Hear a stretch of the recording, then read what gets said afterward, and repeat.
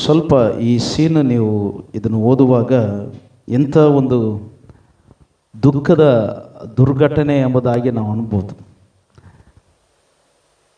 ನೋಡ್ರಿ, ಯೇಸುವನ್ನು ಶಿಲುಬೆ ಮೇಲೆ ಇರುವಾಗ ದಾರಿ ಹಿಡಿದು ಹೋಗೋವರೆಲ್ಲ ಆತಗೆ ಹೀಯಾಳಿಸ್ತಿದ್ರಂತೆ. ದಾರಿಯಲ್ಲಿ ಹೋಗೋರೆಲ್ಲ ಇವೇ ದೇವಾಲಯ ಕೆಡಿವೆ 3 ದಿನದಲ್ಲೇ ಕಟತನಂದತ್ತ ನೋಡಿ ಶಿಲುಬೆಯಲ್ಲಿ ಹೆಂಗೆ ಗೋಳಾಡ್ತಾ ಇದ್ದಾನೆ ಅಂತೇಳಿ ಹೀಯಾಳಿಸ್ತಾ ಇದ್ರಂತೆ ಯೇಸು ಸ್ವಾಮಿನ. ಯೇಸುವಿನ ಮರಣ, ನಿಂದನೆ, ಆರೋಪ ಅಷ್ಟು ಸುಲಭವಾಗಿರಲಿಲ್ಲ. ಕೆಲವೊಂದು ಸಾರಿ ನಮಗೆ ಉದಾಹರಣೆ, ಯಾರದೋ ಒಂದು ಮಾತು ನಮ್ಮ ಕಿವಿಗೆ ಬಿದ್ದರೆ ನಮಗೆ ಸರಿಯಾಗಿ ನಿದ್ದೆ ಬರುವುದಿಲ್ಲ, ಸರಿಯಾಗಿ ಅದನ್ನು ಅರಗಿಸಿಕೊಳ್ಳೋಕ್ಕಾಗೋದಿಲ್ಲ. ಆದರೆ ಯೇಸುವಿನ ಜೀವನ ಒಂದು ಸಾರಿ ನೀವು ನೆನಪು ಮಾಡಿಕೊಳ್ಳೋದಾದರೆ, ಅಲ್ಲಿ ನೋಡ್ರಿ 30ನೇ ವಚನದಲ್ಲಿ 39ನೇ ವಚನದಲ್ಲಿ, ಅಲ್ಲಿ ಹಾದು ಹೋಗುವವರು ತಲೆ ಆಡಿಸಿ, ದೇವಾಲಯವನ್ನು ಕೆಡವಿ 3 ದಿನದಲ್ಲಿ ಕಟ್ಟುವವನೇ ನಿನ್ನನ್ನು ರಕ್ಷಿಸಿಕೋ ಎಂಬುದಾಗಿ ಹೀಯಾಳಿಸ್ತಾ ಇದ್ದಾರೆ ದೇವರು. ಆತನಿಗೆ ಆ ಶಕ್ತಿ ಇರಲಿಲ್ಲವಾ? ಇತ್ತು, ಶಕ್ತಿ ಇತ್ತು, ಏನು ಬೇಕಾದರೂ ಮಾಡಬೇಕಾಗಿತ್ತು. ಆದರೆ ಧರ್ಮಶಾಸ್ತ್ರ ನೆರವೇರಬೇಕಾಗಿತ್ತು. ಆಮೆನ್. ಈಗ ಯೇಸುವಿನ ಮಾತುಗಳಲ್ಲಿ ಮೊದಲನೇ ಮಾತಿಗೆ ನಾನು ಬರ್ತೇನೆ. ಏನಪ್ಪ ಅಂತಂದರೆ, ನಮ್ಮೆಲ್ಲರಿಗೆ ಗೊತ್ತಿರುವಂಥ ವಚನ, ಲೂಕನ ಬರೆಸುವ ವಾರ್ತೆ 23ನೇ ಅಧ್ಯಾಯ. ಲೂಕನ ಬರೆಸುವ ವಾರ್ತೆ 23ನೇ ಅಧ್ಯಾಯ 34ನೇ ವಚನ. ತಂದೆಯೇ ಅವರಿಗೆ ಕ್ಷಮಿಸು, ತಾವು ಏನು ಮಾಡುತ್ತವೆಂಬುದು ಅರಿಯರು ಎಂಬುದಾಗಿ. ಗಮನ ಕೊಡ್ರಿ. ಯೇಸು ಶಿಲುಬೆ ಮೇಲೆ ಆಡಿದಂಥ ಮೊದಲನೆಯ ಮಾತು ಎಂಥ ಮಾತು ರೀ? ಕ್ಷಮಾಪಣೆ ಮಾತು.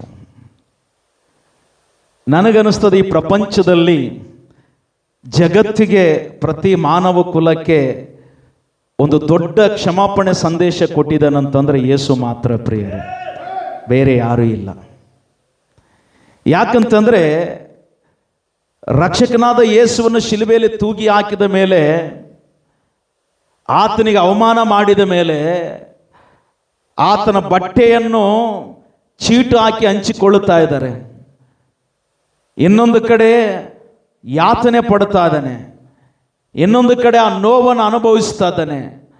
ಅಂಥ ಸಂದರ್ಭದಲ್ಲಿ ಕೂಡ ಆತನು ಮಾತಾಡ್ತಾ ಇಲ್ಲ, ಆತನು ಅಲ್ಲಿದ್ದವರಿಗಾಗಿ ಪ್ರಾರ್ಥನೆ ಮಾಡ್ತಾ ಇದ್ದ. ಆತನು ಏನಂತ ಪ್ರಾರ್ಥನೆ ಮಾಡಿದ ನೋಡ್ರಿ. ನಿಜವಾಗಲೂ ಏನಂತಂದ್ರೆ, ಯೇಸು ತಾನು ನುಡಿದಂಥ ಮೊದಲನೇ ಮಾತು ಬಹಳ ವಿಶೇಷವಾಗಿರುವುದರಿಂದ ಇಲ್ಲಿ ಒಬ್ಬ ಭಕ್ತನ ಬರಿತಾನೆ, ಈ ಒಂದು ಮೊದಲನೇ ಮಾತಿನಲ್ಲೇ ಒಂದು ಕ್ಷಮಾಪಣೆಯ ಪ್ರಾರ್ಥನೆಯ ಅಂಶ ಕೂಡಿದೆ ಎಂಬುದಾಗಿರಿ. ಜನರ ಪಾಪಗಳ ಕ್ಷಮಾಪಣೆಗಾಗಿ ಮಾಡಿದಂಥ ಒಂದು ಶ್ರೇಷ್ಠವಾದಂಥ ಪ್ರಾರ್ಥನೆ ಅಂತಾರೆ. ಎಲ್ಲಿ? ಶಿಲುಬೆ ಮೇಲಿರುವಾಗ. ಆ ನೋವಿನಲ್ಲಿ ಕೂಡ ಅವರಿಗಾಗಿ ಪ್ರಾರ್ಥನೆ ಮಾಡ್ತಾ ಇದ್ದಾನೆ. ಆ ಸಂಕಟದಲ್ಲಿ ಕೂಡ ತನ್ನನ್ನು ಹಿಂಸೆ ಪಡಿಸಿದವ್ರಿಗೋಸ್ಕರವಾಗಿ ಪ್ರಾರ್ಥಿಸ್ತಾ ಇದ್ದಾನೆ. ತನ್ನನ್ನು ಹೀಯಾಳಿಸಿದವರಿಗೋಸ್ಕರವಾಗಿ ಪ್ರಾರ್ಥಿಸ್ತಾ ಇದ್ದಾನೆ. ತನಗೆ ಒಡೆದವರಿಗಾಗಿ ಪ್ರಾರ್ಥಿಸ್ತಾ ಇದ್ದಾನೆ. ಅವಮಾನ ಪಡಿಸಿದವರಿಗಾಗಿ ಪ್ರಾರ್ಥಿಸ್ತಾ ಇದ್ದಾನೆ. ಅದಕ್ಕೆ ಎಂಥ ಸಂದೇಶಪ್ಪ ಅಂತಂದ್ರೆ, ಜನರ ಪಾಪಗಳಿಗಾಗಿ ಮಾಡಿದ ಒಂದು ಶ್ರೇಷ್ಠವಾದಂಥ ಪ್ರಾರ್ಥನೆ ಎಂಬುದಾಗಿ. ಅದಕ್ಕೆ ಮೊದಲನೇ ಪ್ರಾರ್ಥನೆ, ಮೊದಲನೇ ಮಾತು ಏನಂತ ಹೇಳ್ತಾನೆ ಅಂದರೆ, ತಂದೆಯೇ ಅವರನ್ನು ಕ್ಷಮಿಸು. ನನಗನ್ನಿಸೋ ಮಟ್ಟಿಗೆ ನನ್ನನ್ನು ಹಿಡ್ಕೊಂಡು ಹೇಳ್ತೀನಿ ರೀ, ಇದು ಬಹಳ ಕಠಿಣವಾದಂಥ ಮಾತು. ನಾನು ಮೈಕ್ ಹಿಡ್ಕೊಂಡು ಮಾತಾಡ್ತೀನಿ ಅಂದರೂ ಕೂಡ ಕ್ಷಮಾಪಣೆ ಅಂತಕ್ಕಂಥದ್ದು ಬಹಳ ಕಠಿಣವಾದದ್ದು ಪ್ರತಿಯೊಬ್ಬರ ಜೀವನದಲ್ಲಿ. ಮತ್ತು ನನ್ನನ್ನು ಅಪಾರ್ಥ ಮಾಡ್ಕೊಳ್ಬೇಡ್ರಿ, ನಾನು ಯಾರನ್ನು ಉದ್ದೇಶಿಸಿ ಮಾತಾಡ್ತಾ ಇಲ್ಲ. ಇಲ್ಲಿ ವಚನ ಆಧಾರ ಕೊಡ್ತಾ ಇದ್ದೀನಿ.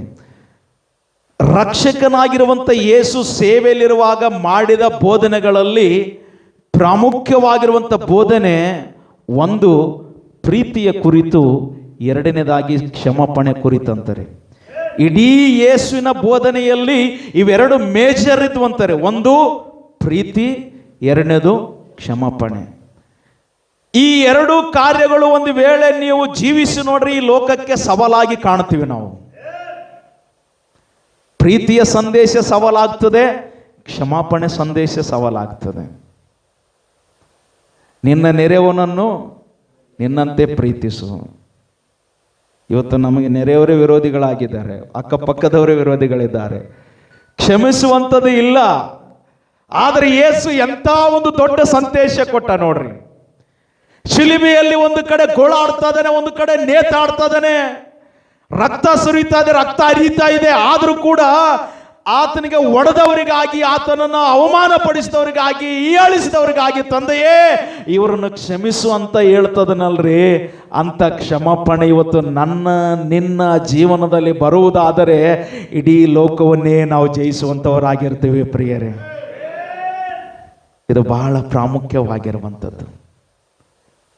ಅದಕ್ಕೆ ಯೇಸುವಿನ ಕ್ಷಮಾಪಣೆ ಕುರಿತು ಮತ್ತಾಯನ ಬರೆದ ಸುವಾರ್ತೆ 6ನೇ ಅಧ್ಯಾಯ 14-15 ಕೂಡ ನೋಡುತ್ತೇವೆ. ಯೇಸು ಕ್ಷಮಾಪಣೆಯ ಕುರಿತು ಎಷ್ಟೋ ಬೋಧನೆಗಳನ್ನು ಮಾಡಿದ್ದಾನೆ. ರೋಮ ಪತ್ರಿಕೆಯಲ್ಲಿ ಕೂಡ ಮಾನವರೆಲ್ಲರೂ ಪಾಪಿಗಳಾಗಿದ್ದಾರೆ, ಪಾಪದ ಫಲ ಮರಣವಾಗಿದೆ, ಪಾಪದ ಪರಿಹಾರ ಯೇಸು ಯಜ್ಞವಾಗಿ ಬಂದ. ಆದರೆ ಇದನ್ನೆಲ್ಲ ಪರಿಹಾರ ಮಾಡಬೇಕಾದರೆ ಯೇಸು ತ್ಯಾಗವಾದ ದೇವರಿಂದ ಕ್ಷಮಾಪಣೆಯನ್ನು ಕೂಡ ಹೊಂದಿಕೊಳ್ಳುವುದರಲ್ಲಿ ನಾವು ಸಿದ್ಧರಾಗಿದ್ದೇವೆ ಎಂಬುದಾಗಿ ಇವತ್ತು ಅರ್ಥ ಮಾಡಿಕೊಳ್ಳಬೇಕು. ಅದಕ್ಕೆ ದೇವರಿಂದಾದಂಥ ಕ್ಷಮಾಪಣೆ ನಿಜವಾದಂಥ ಕ್ಷಮಾಪಣೆಯಾಗಿದೆ.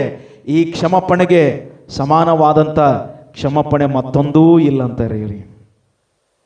ಯೇಸುವಿನ ಮುಂದೆ ಯಾವುದಾದ್ರೂ ಕ್ಷಮಾಪಣೆ ತರಲಿಕ್ಕೆ ಸಾಧ್ಯನಾ? ಯಾವುದಿಲ್ಲ ನೋಡ್ರಿ.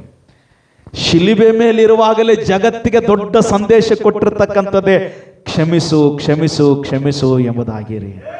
ಕ್ಷಮಿಸು. ಯಾರೇ ನಿನಗೇನೇ ತಪ್ಪು ಮಾಡಲಿ ಏನು ಮಾಡು? ಕ್ಷಮಿಸು.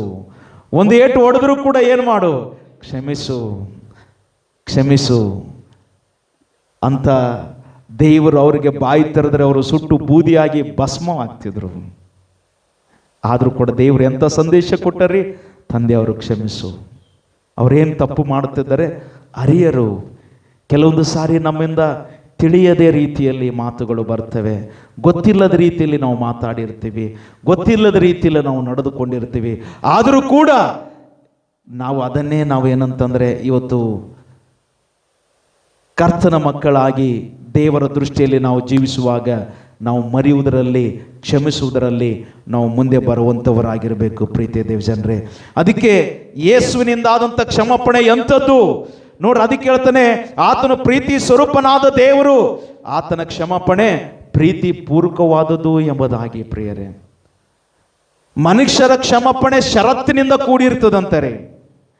ಮನುಷ್ಯರ ಕ್ಷಮಾಪಣೆ ಅಂಗಿಸುವಂಥ ಕ್ಷಮಾಪಣೆ ಅಂತಾರೆ. ಮನುಷ್ಯರ ಕ್ಷಮಾಪಣೆ ಹೃದಯದಿಂದ ಬರುವುದಿಲ್ಲ ಅಂತಾರೆ. ಆದರೆ ಯೇಸುವಿನ ಕ್ಷಮಾಪಣೆ ಪ್ರೀತಿ ಪೂರ್ವಕವಾಗಿ ಹೃದಯದಿಂದ ಬಂದಿರತಕ್ಕಂಥದ್ದು. ವೈರಿಗಳನ್ನೇ ಪ್ರೀತಿ ಮಾಡುತ್ತಾ ಇದ್ದಾನೆ ಎಂಬುದಾಗಿ ನಾವು ನೋಡುವುದಾದರೆ, ಪ್ರೀತಿಸು ಪ್ರೀತಿಸು ಅಂತ ಹೇಳಿ ಅವರನ್ನು ಪ್ರೀತಿಸಿ ಕ್ಷಮಿಸಿದನಂದ ಮೇಲೆ ಯೇಸುವಿಗೆ ಇನ್ನು ಯಾವ ನಾವು ಬೆಲೆ ಕಟ್ಟಲಿಕ್ಕೆ ಸಾಧ್ಯ ರೀ? We cannot measure is forgiveness. ಆತನ ಕ್ಷಮಾಪಣೆಯನ್ನು ನಾವು ಅಳಿಲಿಕ್ಕೆ ಸಾಧ್ಯ ಇಲ್ಲ. ಅಳಿತೀವ್ರಿ? ನೆವರ್. ಏನು ಕೊಟ್ಟು ನಾವು ಅಳಿಲಿಕ್ಕೆ ಸಾಧ್ಯ ಹೇಳ್ರಿ? ಏನನ್ನೂ ಕೊಟ್ಟು ನಾವು ಅಳಿಲಿಕ್ಕೆ ಆಗುವುದಿಲ್ಲ ಪ್ರೀತಿಯ ದೇವಜನರ. ಆತನ ಕ್ಷಮಾಪಣೆ ಅಂತೋ ಕ್ಷಮಾಪಣೆ ದೇವರು ತೋರಿಸಿದಾನೆ. ಯಾಕೆ ಅಳಿಯುವುದಿಲ್ಲ ಗೊತ್ತದ್ರಿ? ಯೇಸುವಿನ ಕ್ಷಮಾಪಣೆ ಎಂಥದ್ದಂದ್ರೆ ಪ್ರಾಣವನ್ನೇ ತ್ಯಾಗ ಮಾಡಿ ನಮಗೆ ಆತನು ಕ್ಷಮಾಪಣೆಯ ಸಂದೇಶವನ್ನು ತೋರಿಸಿದ ಪ್ರಿಯರೇ. ಆಮೆನ್. ಅದಕ್ಕೆ ಮೊದಲನೇ ಮಾತು ಹೇಳ್ತದನೆ, ತಂದೆಯೇ ಅವ್ರನ್ನೇನು ಮಾಡು? ಕ್ಷಮಿಸು. ಅವ್ರು ಏನು ತಪ್ಪು ಮಾಡುತ್ತಾರೆ ಅರಿಯರು. ಆತನು ಕರುಣೆಯ ದೇವರು. ಆತನ ಕ್ಷಮೆಯೂ ಕೂಡ ಕರುಣೆಯಿಂದ ತುಂಬಿದೆ. ಆತನು ಕೃಪಾಭರಿತನು. ಆತನ ಕ್ಷಮೆಯು ಕೃಪೆಯಿಂದ ತುಂಬಿದೆ. ಆತನು ಪರಿಶುದ್ಧನು. ಆತನ ಕ್ಷಮೆ ಪರಿಶುದ್ಧದಿಂದ ತುಂಬಿದೆ. ಆತನು ನೀತಿವಂತನು. ಆತನ ಕ್ಷಮೆ ನೀತಿಯಿಂದ ತುಂಬಿದೆ. ಆತನು ದಯೆಯುಳ್ಳವನು. ಆತನ ಕ್ಷಮೆ ದಯೆಯಿಂದ ತುಂಬಿದೆ. ಆತನು ಸತ್ಯವಂತನು. ಆತನ ಕ್ಷಮೆಯು ಸತ್ಯತೆಯಿಂದ ತುಂಬಿದೆ ಎಂಬುದಾಗಿರಿ. ಅದಕ್ಕೆ ಇವತ್ತು ನಾವು ನೀವು ಒಂದು ಹಂಗಿನಲ್ಲಿದ್ದೇವೆ. ಯಾವ ಹಂಗಿನಲ್ಲಿದ್ದೇವೆ ಗೊತ್ತಾದರೆ ಕ್ಷಮಿಸುವ ಹಂಗಿನಲ್ಲಿದ್ದೇವೆ. ನಾವು ನೀವು ಹಂಗಿನಲ್ಲಿದ್ದೇವೆ. ಎಂಥ ಹಂಗಿನಲ್ಲಿದ್ದೇವೆ? ಪ್ರೀತಿಸುವ ಹಂಗಿನಲ್ಲಿದ್ದೇವೆ ನಾವು. ಯೇಸು ಸ್ವಾಮಿ ನಮಗೆ ಇದೊಂದು ಮಾದರಿಯ ಜೀವನವನ್ನು ಕಲಿಸಿಕೊಟ್ಟಿದ್ದಾನೆ. ಏನೇ ಆಗಲಿ ನಮ್ಮ ಜೀವಿತದಲ್ಲಿ ನಾವು ಒಂದನ್ನು ಇವತ್ತು ನಾವು ಕಲಿಯೋಣ. ಏನು ಮಾಡೋಣ್ರಿ? ಕ್ಷಮಿಸೋಣ ರೀ. ಯೇಸುನೇ ಕ್ಷಮಿಸಿದನಂತಂದ ಮೇಲೆ ನಾವು ಯಾರರೀ? ನಾವು ಮನುಷ್ಯರು, ತಪ್ಪುತ್ತೇವೆ, ಅನೇಕ ಸಾರಿ ಬೀಳುತ್ತೇವೆ, ಅನೇಕ ಸಾರಿ ಸೋಲುತ್ತೇವೆ. ಆದರೂ ಕೂಡ ಯೇಸು ನಮಗೆ ಒಂದು ಕಲಿಸಿದ್ದಾನೆ. ಮಗನೇ, ನಾನು ಪ್ರಾಣವನ್ನೇ ತ್ಯಾಗ ಮಾಡಿ ಕ್ಷಮಿಸಿದೆನಂದ ಮೇಲೆ ನೀವು ಕ್ಷಮಿಸಲಾರಿರಾ ಎಂಬುದಾಗಿರಿ.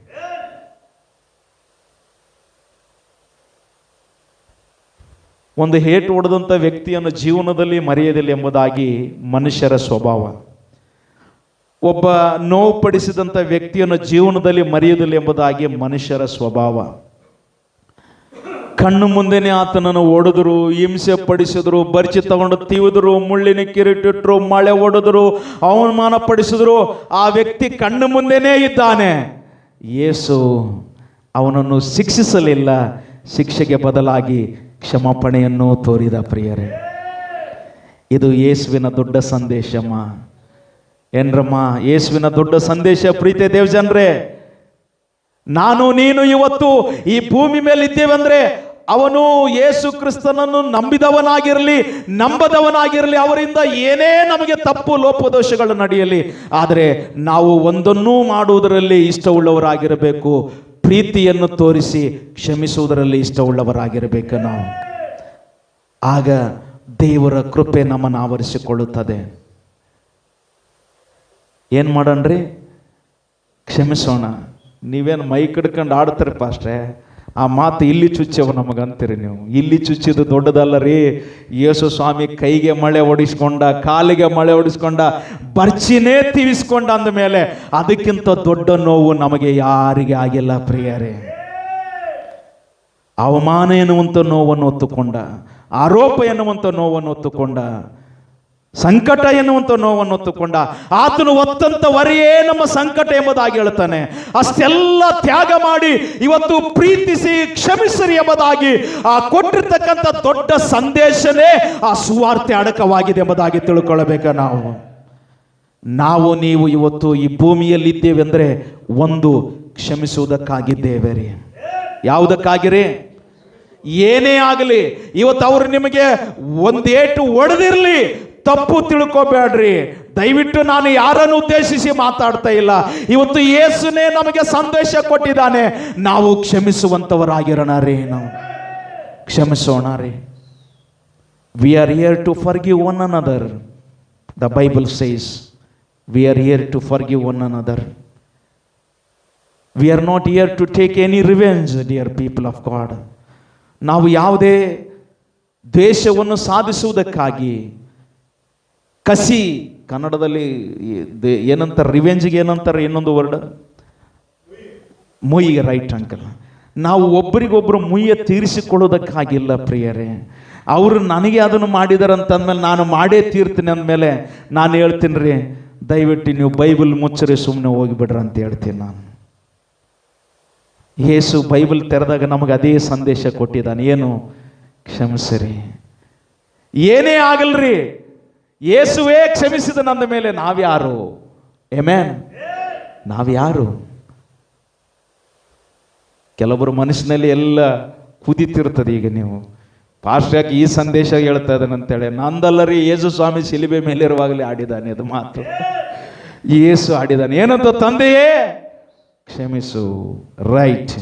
ಅದಕ್ಕೆ ಇಲ್ಲಿ ನಾವು ಇನ್ನು ಎರಡನೇದಾಗಿ ನಾವು ನೋಡುವಾಗ ಮೊದಲನೇ ಮಾತು ಏನಂತ ಹೇಳಿದರೆ, ತಂದೆಯವರನ್ನು ಕ್ಷಮಿಸು. ಇನ್ನೊಂದು ಕಡೆ ಮತ್ತಾಯ ಬರೆಸುವಾರ್ತೆಲ್ಲ ಒಂದು ಮಾತು ಬರೆದಾನೆ, ಯಾರಿಗಾದ್ರೂ ನೆನಪಾದ? ನೀನು ನಿನ್ನ ಕಾಣಿಕೆಯನ್ನು ತೆಗೆದುಕೊಂಡು ಕಾಣಿಕೆ ಪಟ್ಟಿಗೆಯಲ್ಲಿ